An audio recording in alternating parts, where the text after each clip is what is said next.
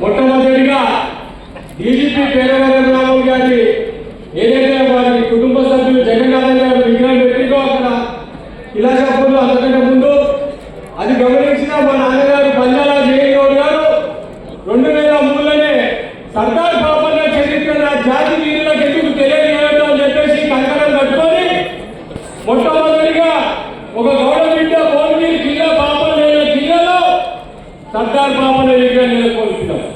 2 కోట్ల రూపాయలు పెట్టి సినిమా తీసినాం. అప్పుడు మీడియా లేదు, ఈ సపోర్ట్ లేదు, గవర్నమెంట్ కూడా మాకు సపోర్ట్ చేస్తలే.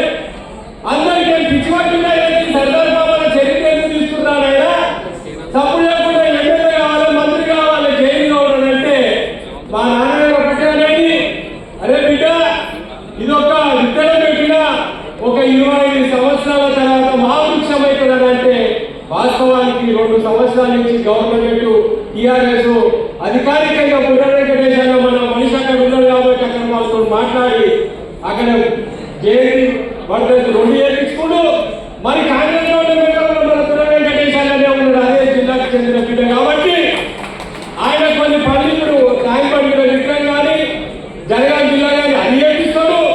రేపు ఇంకేమైనా మళ్ళీ 10 ఏళ్ళు కాంగ్రెస్ వస్తుందా, ఇంకేమైనా వచ్చినా మళ్ళీ ఇస్తాడు.